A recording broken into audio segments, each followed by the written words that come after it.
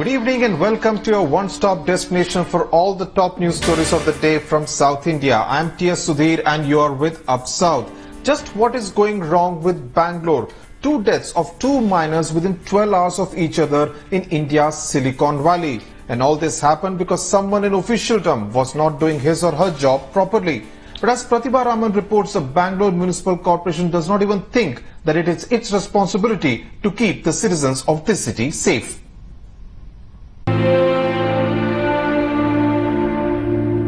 Two families in Bangalore, united in grief. Tragedies that were caused by sheer negligence of civic officials. An 8-year-old girl's body was recovered from an open stormwater drain in Bilekhalli 36 hours after she fell into it and drowned. In another part of the city, in Chickpet, a 12-year-old who had gone to play cricket fell into a pit dug up in an under-construction site. ನಿನ್ನೆ 12ವರೆಗೆ ಬಂದು ಗಾಡಿ ನಿಲ್ಲಿಸಿ ತರಕಾರಿ ಎಲ್ಲ ಇಟ್ಕೊಂಡು ಯಶವಂತ್ ಅಂತ ಕೂಗಿದ್ದೀನಿ, ಭಾರ ಎತ್ತೋದಕ್ಕಾಗಲ್ಲ ಅಂತ. ಯಶವಂತ್ ಅಂದರೆ ಇಲ್ಲ ಅಂತಂದ್ಬಿಟ್ರು. ಎಲ್ಲಿ ಹೋಗಿದ್ದಾನೆ ನನ್ನ ಮಗಳ್ಗನ್ನ ಫಸ್ಟ್ ಕೂಗೋದು ಅವನ ಹೆಸರೇ ನಮ್ಮ ನಾನು, ನನ್ನ ಮಗಳ್ಗನ್ನ ಅವನೇ ನಮ್ಮ ನಾನು. Yashwant. The place where I'm standing now, this is the pit that we are talking about, and this is a huge ground where many of these boys come here to play cricket, and this is right adjacent to the city's civil court. Unfortunately, yesterday when the incident happened, the court was on a holiday, so nobody really bothered. Nobody was even around there immediately to give some help for this little boy who falls into this pit, which has some water stored in it. Let me actually give you an idea of the depth of this pit. So this is what we are talking about, where the height of it is at least about 4.5 feet, and we are talking of a little child who's just about 3.5 feet, and naturally no amount of no kind of help that has been rendered to him, and it would be difficult for him to really climb up because the mud around this area is pretty slushy and it's wet, and naturally whatever attempts that he made, he would actually slip each time. So that is what we are talking of. But no kind of board, no kind of signs anywhere around to suggest that nobody should really trespass into this particular area. No safety signs at all. So what are these municipal bodies going to do? Are they going to take up ownership for this mishap? So these are key questions that still remain unanswered.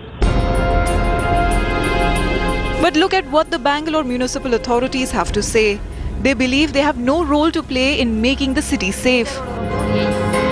Compound ಪ್ರಿಮಿಸಸಲ್ಲಿ ಏನೇ ಆದರೂ ಅವ್ರ ಜವಾಬ್ದಾರಿ. ಅಲ್ಲಿ college ಅಂದಮೇಲೆ ಮಕ್ಕಳು ಎಲ್ಲ ಓಡಾಡ್ತಾ ಇರ್ತಾರೆ. ಅದೇ ಅವರು ಆ್ಯಕ್ಷನ್ ತೊಗೊಳ್ಳೇಬೇಕು. ಅವ್ರದ್ದೇ ಜವಾಬ್ದಾರಿ ಅದೆಲ್ಲನೂ. ಅದು ಮೋಸ್ಟ್ಲಿ ನನಗೆ ತಿಳಿದ ಮಟ್ಟಿಗೆ ಪೊಲೀಸ್ ಕಂಪ್ಲೇಂಟ್ ಎಲ್ಲ ಆಗಿರುತ್ತೆ. ಅವ್ರ ಕಾಂಪೌಂಡ್ ಒಳಗಡೆ ಆಗಿರೋದ್ರಿಂದ ಅವರು ಜವಾಬ್ದಾರರಾಗ್ತಾರೋದು. With custodians of the city like these, do Bangalore and its citizens need enemies? With Pratibha Raman in Bangalore, Bureau Report, Headlines Today.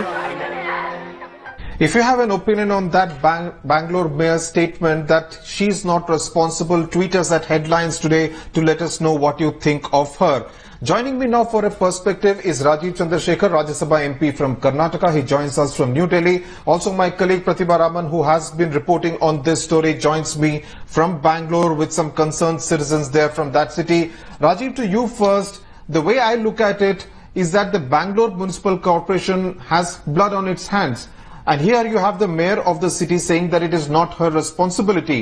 Now, is this the kind of civic apathy that a city like Bangalore deserves? Look, it is. There is no question in my mind, nor is there a question in anybody's mind who lives in Bangalore, that the safety of citizens of Bangalore is the responsibility of the Bangalore Municipal Corporation, BBMP. So for anybody to deny that and to make a case that it is not is just absolutely wrong.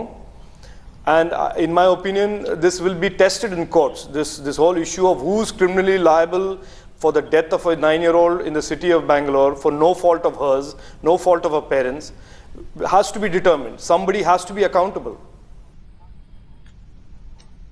Right, absolutely. Concerned Bangaloreans have been quite agitated about it, Rajiv. Are there any specific steps that you plan to take as far as these 2 cases are concerned? No, look, Sudhir, I think the agitation is compounded by the fact that this is not the first time this has happened. And repeatedly the municipal authorities have been cautioned, warned, people have pleaded with them to create a safer environment in terms of people's safety during these monsoons. And these have always been like on deaf ears, and so therefore I have today decided that people have to be held criminally liable and criminally negligent, because somebody has to be held accountable for the death of a young 9-year-old girl in the city of Bangalore for no fault of hers. Right. Pratibha, there you heard Rajiv Chandrasekhar saying that someone has to be held accountable for these two deaths. The 8-year-old girl who came from Cuddalore in Tamil Nadu to Bangalore on a vacation, and then this 12-year-old boy. What are the reactions that you're getting from civil society in Bangalore to these two incidents?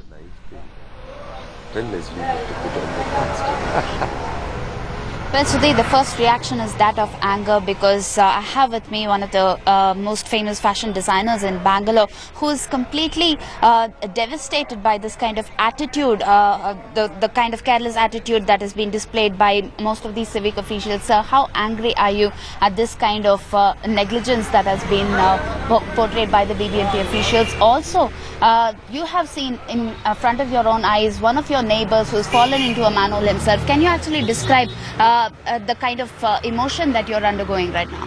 I must say that it's compounded of anger and frustration, because on one hand you get angry and then you cannot use that anger to do anything, because the BBMP just does not care. There seems to be no accountability, there seems to be absolutely no responsibility, and from the Chief Minister downstairs everyone seems to be fast asleep. This is not something new, this is one of the heaviest seasons for rain before Diwali, and the road should have been fixed 3 to 4 months ago. They keep promising us that they will, but absolutely nothing is done. Also with me is another citizen who's come from Kunnur and is absolutely shocked at this kind of attitude by the civic officials, and also seems to tell us that there are several other civic amenities that they do not really attend to. Absolutely right. I was driving in from Mysore last night, and as you get into reaching Bangalore city, there are no roads left. They're just huge potholes, and they were full of water. And I was wondering when the bus was just going to overturn and we were all going to die or something like that. And Bangalore is one of these cities in the country, you know, with all the IT work happening, and it's like the next Bombay, or probably even better than that. But the amenities are just shocking. I used to live here many years ago and it was so much better. Now I really just come to Bangalore for work and run away as soon as possible. Right, so that's the kind of attitude. Most of these Bangaloreans seem to be pretty shameful of the kind of attitude displayed by the civic officials, and are pretty shameful of being or calling themselves a Bangalorean today. Sudhir. Right, pretty strong words there, Pratibha, him saying that he just wants to run away from Bangalore after he finishes his work. Rajiv Chandrasekhar, Prime Minister Narendra Modi has launched this Clean India campaign. Would you suggest that a Clean Bangalore campaign is also required, a cleanup of all those people who neglect their responsibility towards the city? Sudhir, if you followed my politics, I have been arguing that a cleanup of government and government reforms is overdue in our city of Bangalore. I have been arguing this for many, many years, and unfortunately it takes deaths of innocent children for us to wake up to the fact that there is something completely wrong with the way government is functioning in the city of Bangalore. This should not be a death in vain. People should be held accountable, and I hope people will remain engaged in the cleanup and change in Bangalore city government for the permanent. Right, Rajiv Chandrasekhar and Pratibha Raman along with our guests. Thanks a lot for joining us from Bangalore and Delhi. This is a story which we will continue to focus on very closely, because Bangalore is a city which can really not be allowed to go to the docks. Thanks a lot for joining us. News now from Hyderabad, and again a very disturbing story. An 11-year-old boy was set on fire in Hyderabad yesterday afternoon, allegedly by some people belonging to the army at the army garrison in the western part of Hyderabad. He succumbed to his injuries today, and of course there was a lot of anger by family members and residents of that area who wanted action. The army has denied any role by any members of their unit in this dastardly act. Ratnika Sharma reports.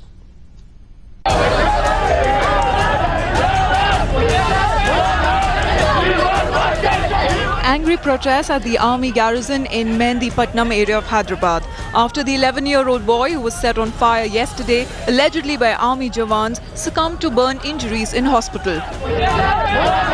Phone पे बात कर लेते, नीचे आया, military area में जाली है लगी हुई, जाली के उस तरफ बच्चा जल रहा, बच्चे के तरफ मैं भागा अंदर, जाली के उस तरफ से भागा मैं कूद के, भाग के मैं शर्ट उतार के उसको पिनाया, मैं पूछा उसको कौन जलाया तेरे को बोल के, मिलिट्री वाला जलाया, बोला कहाँ जलाया, तो अंदर जलाया। उसी बात में मैं पापा आ गए, उनके पूरे आ गए, हॉस्पिटल को लेके भाग गए उसको। The boy, who was admitted to hospital with 90% burns, accused the men in uniform of the crime. बच्चा खुद बयान दिया सो है कि मिलिट्री वाला हमको ये जलाया। हाँ, अभी भी पूरे उनके पास रिकॉर्ड है, पूरे मैजिस्ट्रेट के सामने, हर किसी के सामने दिया हुआ है वो। The police say there is no recent history of any kind of flashpoint between the army and the residents of Siddiq Nagar, which is why this anger, this animosity has taken the police by surprise. The army has denied any hand of its jawans in the dastardly incident. The Hyderabad police is probing into what happened on Wednesday afternoon. Investigation is going on.